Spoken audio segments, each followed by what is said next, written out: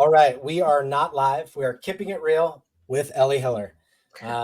We did a workout like I do sometimes. She's really fast, it turns out, no surprise. Do you want to give them a little background on the workout, what we did?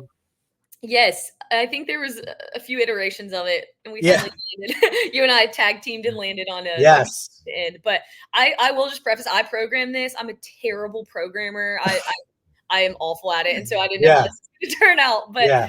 we're doing 21 bar facing burpees lateral, or 21 lateral burpees buy-in, Yep. and then 963 handstand push-ups and bar muscle ups. Yep. So. Yeah, it's the clue, by the way. I put something out there in a clue that nobody got. I thought somebody would get it. It's my shirt. I've got the I didn't get it. Yeah, the Batman no rep shirt. So the last name, the Hiller connection there. And FYI, in the bonus clip here at the end. So I'm going to do a bonus clip of me redoing the workout. And I was finally well ahead of pace, but I threw up, which I censor from the screen. But hey, man, you know what? I threw up, so I put it all out in line. You threw up on this workout. That's amazing. Yeah. Well, I mean, for me, like I know like at your level, you guys do, well, we'll talk about it in a little bit, but you do a lot throughout the day. For me, anything that's under 10 minutes, it's pretty much a sprint, even if I have to huff and puff a little bit in the middle. Yeah. And sprints take so much more out of you. Like I could run for 40 minutes at a slow pace and be fine, but sprint for 5 and I'm like done for the day. Yeah, no, I feel that. Yeah, I feel terrible after sprints, honestly. But. Yeah. Two things here also. One, in the bonus clips, just so everybody knows, this is not my music. There's like crazy heavy metal music in the background. I don't care if people think that it is. That's not what I listen to. I have my headphones in and I realized afterwards, I'm like, man, this is some hardcore music. And then the last one was, do you remember on Jason's CF, Jason CrossFit, when you were on Jason's podcast, do you remember when I commented about my stalling tactics with the grips? Yes, because that's how I remembered your username. Yeah. Like, that's a cool name. Yeah. You know, it's so funny. I wasn't even thinking about that. And then in the video, I think, so what I do in this one for the sake of mercy is I only go to, I finish my round that I'm in after you finish. And basically it's like, okay, she was done when I was at this. And I don't play my whole workout, but you will see those stall tactics. I'm like, dude, you just rechalked your grips like twice. I moved the bar at one point. It's like it wasn't even in the way. Oh, that's right. It's that we were talking about chalkless grips, and you commented, yeah. Yeah, so I went back to the ones that I could chalk, so that it'd give me a nice little break. That's awesome. Yeah. All right, let's play it.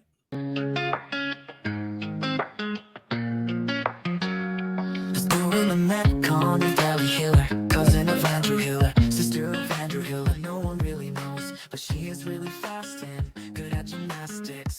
So I'm gonna get beat by a girl. Oh, never, ever, ever have I got beat by a girl. I have. But now, it's so loud I can't hear. Sorry. You're good.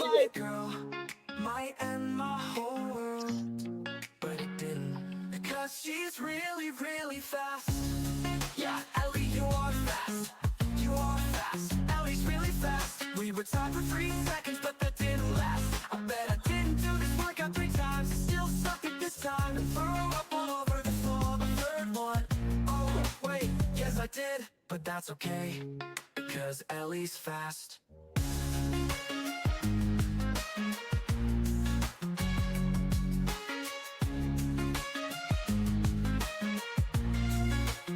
Just get a little sip of water because it's right there. It's on the way. I love it. And then the shot. Oh wait, yes I did, but that's okay, because Ellie's fast. Never, ever, ever have I got beat by a girl, but now is a good time to ever to get beat by a girl.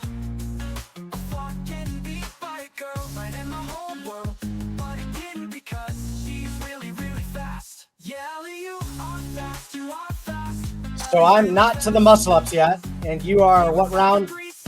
You're on 6. Yeah. Yeah.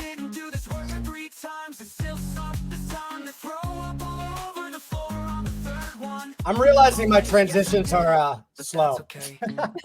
Your barbell's farther away. Yeah, that's not the reason though. Oh my gosh. This workout, can you hear me now? Or is Yeah, it? I can. Yep. So I think like I did this. I was about to leave the gym and I finished the session and I was like, I got to get this in. And I was like, I'm just gonna do kipping because I had done a lot of tricep stuff and I was so tired. Yeah. I was like, nah. I decided like right when I kicked up. I like it. That first one was so bad. But honestly, this was my triceps really after this workout. It was all pressing. That's what threw me off when I looked at the workout. I'm like, yeah, see me move the bar. It wasn't in the way. But well, the one disappointing thing. So here's the thing. You're done. So I'm now starting. I'm not done with am I starting? I think I'm starting. We'll know. I do 5 and 4 in this one, so we'll know. Okay. I think I'm just starting my 9. So 2. I can't kip because of my shoulder. You can't really tell from this angle, but it's kind of jacked me up a little bit, unfortunately. But hey, at least I can still do them. Hey, those look good. You're catching them higher than I was. Oh, here we go. Who's inside? This is great. Not my music.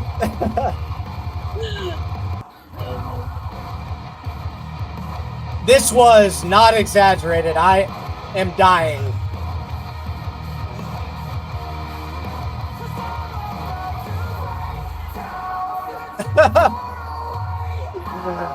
Oh my gosh.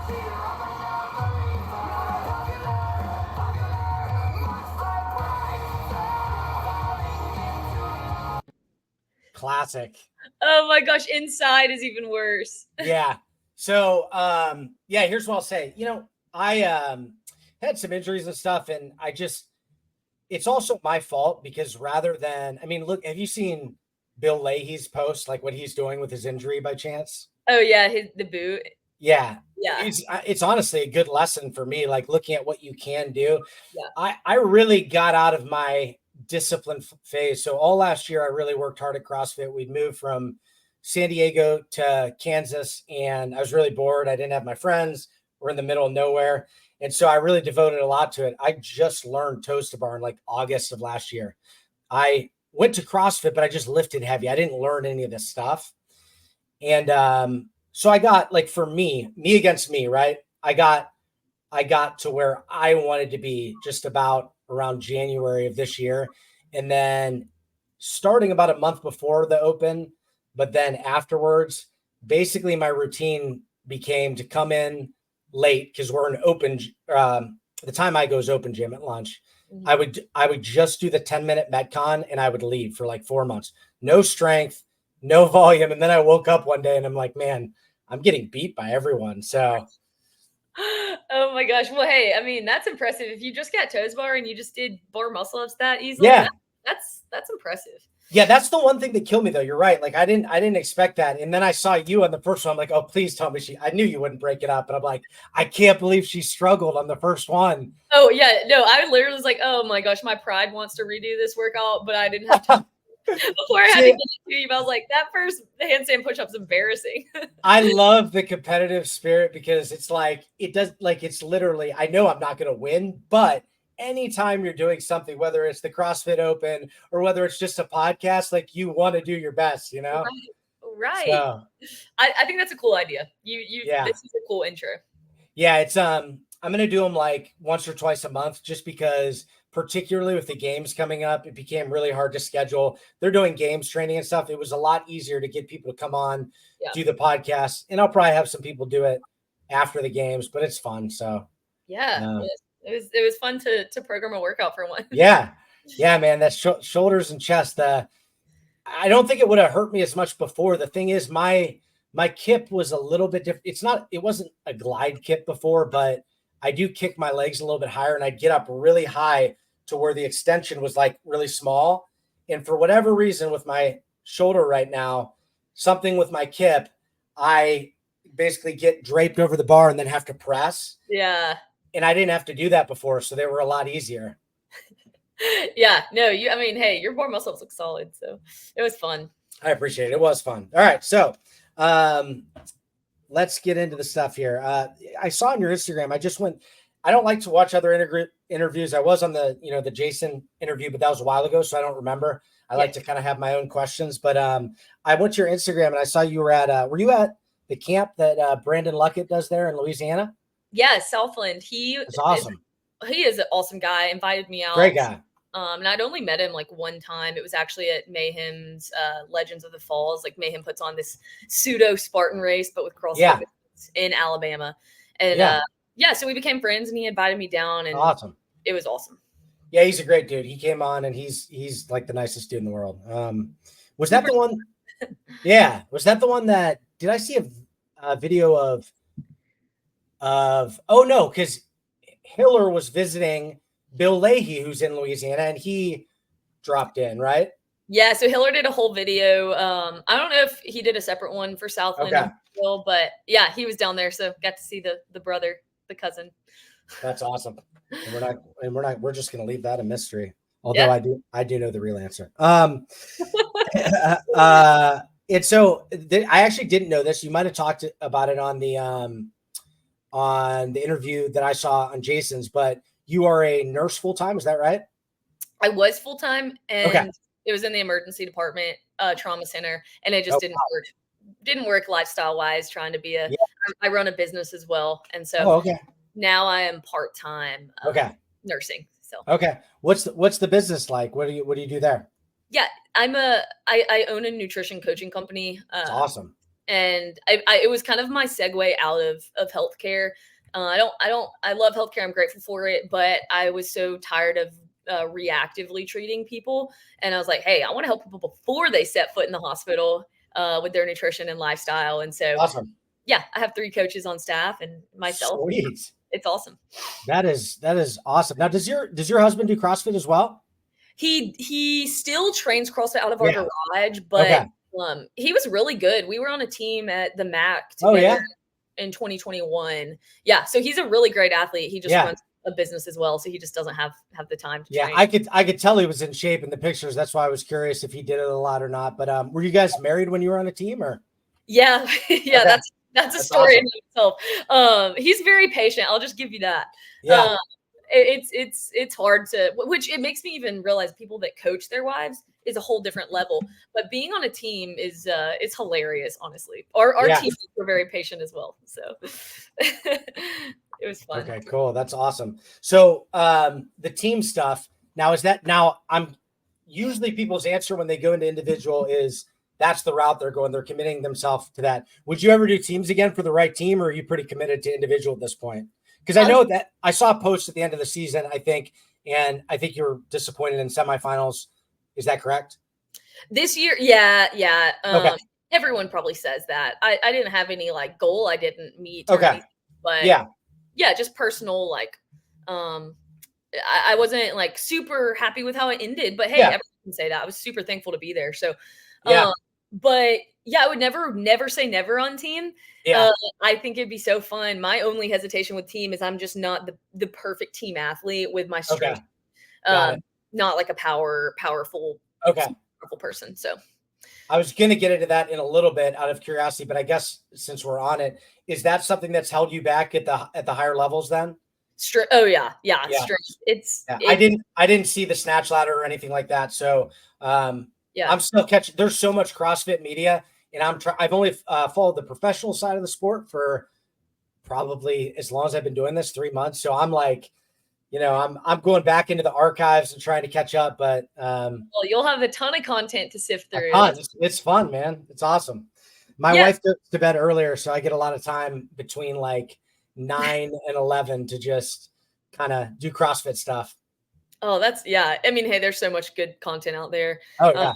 But yeah, no, the strength is something that from day one I've had to work on. And man, the number of times people tell me, they're like, you just need to stop CrossFit and go do, sprint triathlons or, running, because that's the stuff I'm really good at. Yeah. But something about just the grind of, 1 pound every year increase, like it's so slow, and so much of me wants to go do something else to be successful. But I don't know. It's a specific struggle that's like very, I guess, attractive. Like I go out there and I get dead last in pretty much every strength event, right? Yeah. But I have to be okay, like failing in that regard and knowing that, like, hey, there's only so much I can do. I'm not going to go take steroids. Yeah, exactly. So. Yeah. And the great thing is if at some point, I mean, it'd be really cool if we get into a strength event and you go from where you're finishing dead last or near dead last, and then suddenly you're like, if we're talking out of 40, 32nd, 27th, like if you could even do that, I mean, 26 is really still the prime. It seems like I know that there's now CrossFitters who are doing incredible things at like 19, 20 years old, especially on the female side. But nonetheless, it really seems like mid 20s. I mean, you even see, Vellner and Fikowski are still, they're what, like 32, 33. Yeah. I haven't seen them slow down. So you talk about the steady increase, but it's realistic that you could see those changes to where you're starting to finish a little bit higher, For sure. So that's cool. So so out of curiosity, I ask most people this to some extent, but especially considering what you do for work, what do your training days look like? And how does it differ maybe going into semifinals versus right now? Now, I don't know if you're training for any other competitions right now. So yeah, semifinals training specifically this year was a lot shorter than the previous year that I made it. You just had about like a month turnaround. It felt like from quarterfinals. So you come off that deload week after quarterfinals and it's like, shoot, I got 3 to 4 weeks and then I'm done. Crazy. Before I deload again. And so those days were obviously double sessions. You're in the gym for 5 to 6 hours, but it's really, really hard on your body. And I think even right now, I'm still kind of coming out of even a month removed from semifinals. I'm finding psychologically, I need to just chill and ease back in because all I have as a reference point in the past, few months is grinding 2-a-days, going in when I'm sore, even if my body hurts, just get it done. And so to be able to just flip the switch right now and say, hey, 1 session a day is okay. Yeah.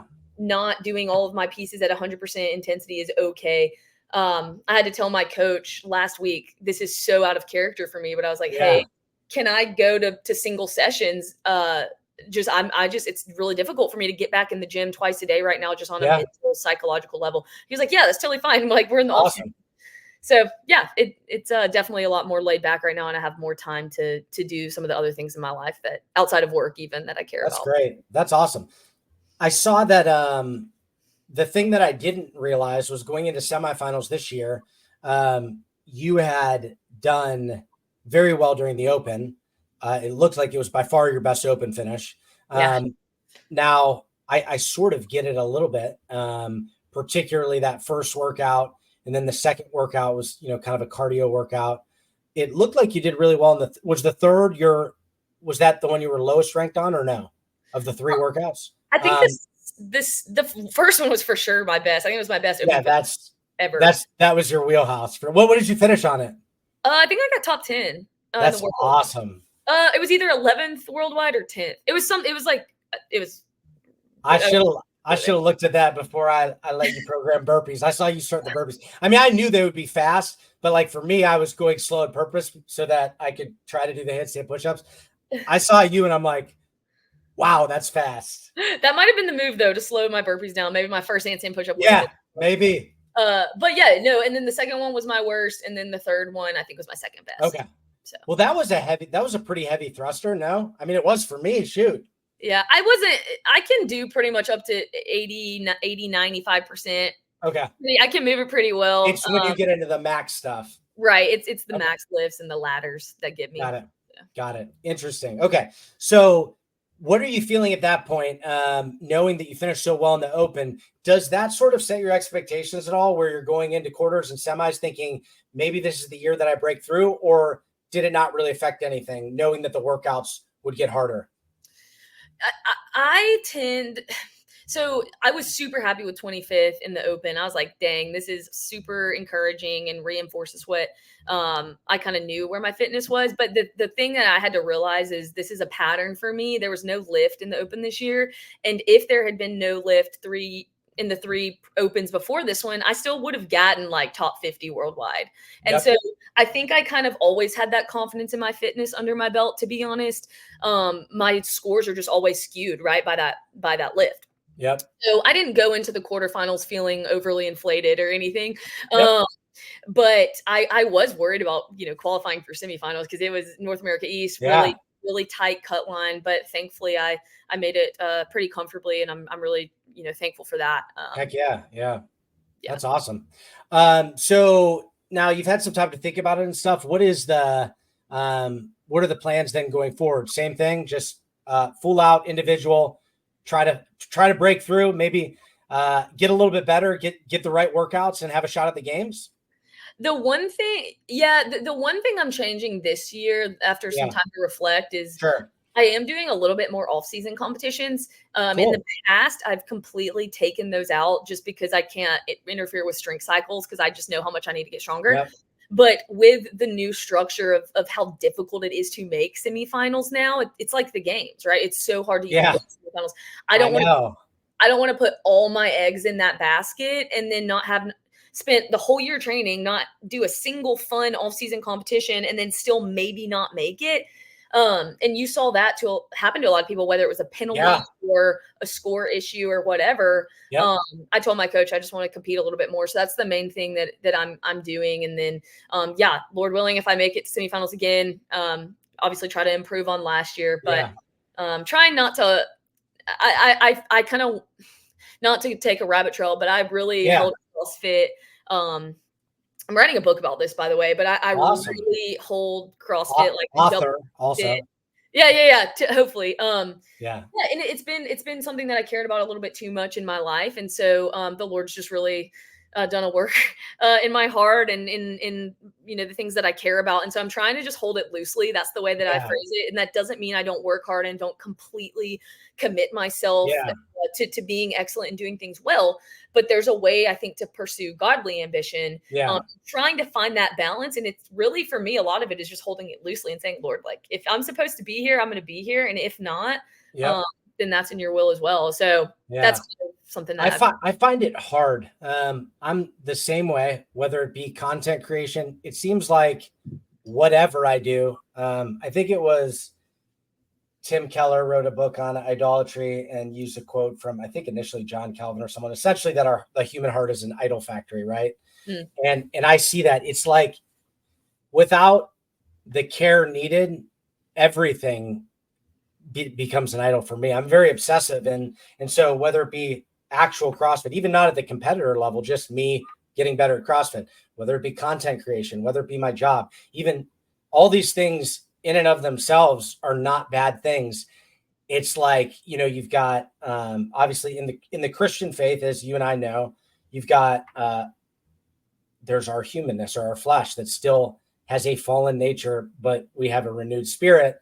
And so there's this desire to be like Jesus is what we learn in the Bible. And yet there's this inclination to go after other things as our ultimate, right? So do you, I guess my question is this, I'm always curious because I feel like it's a real battle for me. Maybe, and maybe that, this is going to sound crazy for people outside of the faith. And I understand that some people watching this might be, that's okay. But injuries and stuff like that, they have a purpose. They're not always bad. If it produces a better character in me, then it's a good thing. And I probably was a little bit too into my improvement at CrossFit and all that. And suddenly I got slowed down and I had no choice but to kind of let it go a little bit. So is that a struggle for you? Or is that something do you feel? Let me make it actually more specific. Semifinals, right? You didn't finish exactly where you wanted to. After semifinals or the season or whatnot, is there a process where you have to fight through, where your identity is and how much stake you put into that still? Or do you think you've already had that battle and you were pretty well set after that to be like, it's okay, my identity is in Christ, I'm good? Or is it still a battle, do you think? I wish I could say it was the, hey, I'm good, but it is truly a daily laying down of your cross or carrying that cross daily, because I don't think anyone will ever arrive at, my identity is completely always and never threatened by anything else in this world. And that's encouraging. That's encouraging to know because I feel the struggle. So when you hear other Christians feel the struggle, it's like, okay, this is normal to feel that. Right. And I think the first step is understanding that is like the self-awareness to know that it's always a threat crouching at, our door per se. Yep. Like it's what honestly keeps me so dependent on the Lord to be like, hey, I am so, like you said, my heart is so susceptible, whatever the word is, to just creating idols all the time. And so if I'm not completely aware of that and giving it to you every single day, then man, I'm going to, of course, fall back into that trap. So I know that is a great point. Yeah. Yeah. It was Charles Spurgeon said something about essentially, I won't do the whole illustration because he's very wordy, but it was, if you're not moving forward very deliberately, somebody on an ice, like an icy side of a mountain, right? If you're not deliberately going forward, he said, you don't have to start running backwards. All you have to do is cease to move forward. And before you know it, you'll have slid back effortlessly enough. So like you said, that daily, just deliberate recognition and renewing of the mind. Yeah. There's so much we could dive into with all of this. Yeah, I know. We'll do it again sometime. And I'm thinking about at some point, I like to touch on both CrossFit and faith when I have somebody who shares my faith in the show. But at some point, I want to do something where I get a few people on and just kind of do a round table, probably a little bit longer. We'll talk. We'll see what kind of time you have. I know you're busy. Awesome. Yeah. So, okay. So that we can both be good on time here. This will be the first time ever that I'm close to time. Let's finish this thing up with kind of a quick, fast answer session, going through some fun questions here. And just kind of the first thing that comes to your head, although you can think if you need to. And we'll end it with that, okay? Cool. All right. So who are you a fan of in the sport? Who are you rooting for? Girl or guy? Both. Oh, shoot. I do really like Ariel Lowen. She's super inspiring to me, showing you can have a family, love the Lord, and be excellent at CrossFit. Rooting for her. Got to say Brandon Luckett, he's a friend. And those two are good people. I want to say one thing, and that's, I can't help but interject. I will have so much more fun at the games this year, having talked to people and interacted with people and just getting to know them. It puts so much more stake in watching them compete. Like you said, Luckett, he's one of the people I've had on. Obviously, I'm going to be freaking out when he's doing good. I'm going to be excited, Yeah. So it's awesome. Are you going, by the way? I am not. I wish I could. I'm in Birmingham, Alabama, is where I live. So I'm going to Masters CrossFit games. Okay, cool. Awesome. That'll be fun. Okay. What is your favorite cheat meal? Does Ellie Hiller have cheat meals? Love food. I am a big sushi person. I don't know if I would count that as like a super big splurge, even though I eat whatever I want, whenever I want, and try to be healthy 90% of the time. But I do really like pizza. Oh, there you go. And that one for sure. Pizza is the one where it's like, afterwards, if you eat enough of it, that was not healthy. Yeah. Pizza's, it always hits. Yep. All right. So music. What is the music that you play most or when you work out?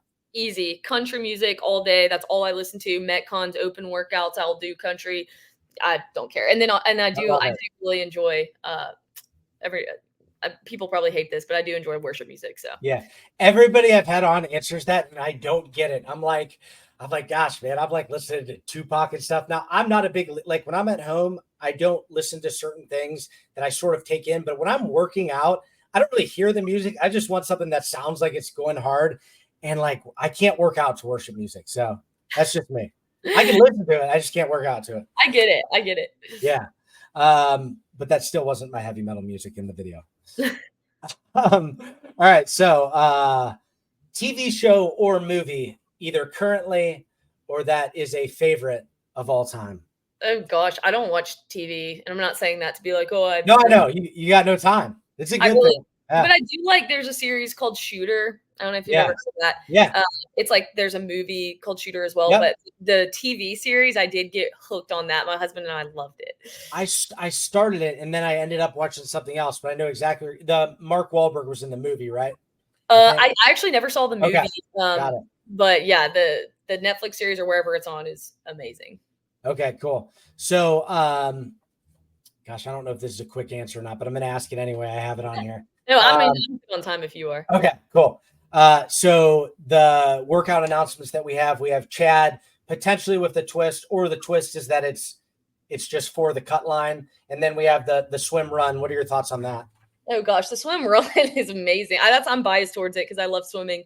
But yeah, I just love the Dave Castro OG era. We're just gonna war of attrition. We're just gonna wear you down and see who can survive it. Some people hate that, but that's why I got into CrossFit, is to watch that. Yeah. So. Yeah, I totally critique it on social media, but at the same time, I actually kind of like it too. Even though I'm not an OG by any means, there's this purist side of me that once it was actually Hiller, his video on it where he agreed with it. It didn't change my mind, but it swayed me like, okay, he brings up a good point. Things that just wear you down early on or before the end, it really will show us who the fittest in the world is. And so I do like that aspect of it.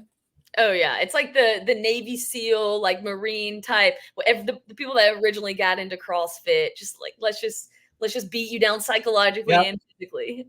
So I actually am kind of excited now. Part of me wants it to be a little bit more marketable, and I would have, but I like it. Okay. So and then this is the last two questions. All right. Favorite, you can either do favorite CrossFit movement, the one you just kill it at, or favorite workout, whether it be an open workout or a named workout, whatever. Favorite CrossFit movement or workout? Like if you had to pick something and you're going up against an unknown elite competitor, what are you going with? I mean, if I'm going against an elite competitor, I'm going to choose a range of motion workout. Cindy, I think Cindy. Oh, that's a good one. A really good one for me. Or Mary. I like it. Which are both Mary's again. And Mary. Okay. They did Mary, I think, at the 2017 or 2018 game, and it's handstand push-ups, pull-ups, and oh my gosh, pistols. Oh wow. Okay, was that one of the originals or no? That's like an original, girl workout, and I think it's like 20 minutes. It's a long one. Yeah, so I've only done like the famous one. So obviously I know Cindy, and that might be famous. I didn't know about that one. Okay, cool. All right, least favorite besides strength, least favorite movement or workout, something you don't want to show up. I mean, I'm not going to say snatching because that's a strength. Dang, why am I not? Or just something like painful. It's like, oh, we got to do this. All right. To be honest, I actually like this movement because I'm good at it, but I really, I don't like it. I'm good at it, but I hate it because it hurts so bad. But heavy dumbbell box step. Gosh, I hate any, they just annihilate everything. Your grip, your low back, your legs. It's a totally different game. I love box jump overs, which is obviously such a basic movement, but a lot of the people at my gym are tall. And when you get a lot of box jump overs, they just don't move quite as nimble. Like I've got, at 24 inches at least. When they're 30, then I have a little bit more problems. But I could just do those all day. And as soon as you add weight, though, it's a totally different game. Totally different. Yeah, it's terrible, especially heavyweight. So yeah, I only asked that question because I want everybody to answer thrusters because I hate thrusters so bad. I post a meme about hating thrusters at least once a week. I despise thrusters. Fair enough. I got to just work on my mobility because it hurts my wrist. It hurts everything. And my elbow, my external rotation or whatnot. I just keep saying I'm going to start it and I haven't. It's just, I can get down low enough, but when you can't get your elbows out enough, suddenly you're like not on your collarbone anymore. And it just makes it so much harder. Yeah. It would be that one movement though, that if we could only have one the rest of our life, I mean, I would pick a thruster because it's just so effective for every body part. 100%. I mean, that it is one of the most pure CrossFit movements. So hopefully I'll get better at them. Eventually I will. For me, open is all it's ever going to be. So I'm going to try my best to, train for that. And one of the things I'm going to work on is mobility and thrusters, and we'll see what happens. Right. We will see what happens. Keep working on it. Yep. All right. So before we get ready, do you know what's next for you? Do you know what competition you have coming up or no? The next one that I know of is Beach Brawl. It's in Pensacola, Florida. I'm doing that one. And then I'm doing one in Birmingham called 205 Throwdown. And then fingers crossed I can get to go to Crash Crucible, which is my favorite. Oh, awesome. Of the year. Now, is that invite only or is there a qualifier? Last year I think was the first year they did the qualifier. I've been to both years through invite, but I think he's only inviting top 20 from semifinals, and I was right outside top 20. So maybe he'll give me an invite. Maybe he'll hear this somehow. Well, I hope you're there. We look forward to all that. Thank you so much for your time. I appreciate it. I am going to end the recording and then I'll be gone. Poof. So hopefully we'll see you again in the future. Thanks for stopping by. Hey, thank you, Grant. I appreciate it. Have a good one. See ya. I thought I was leaving.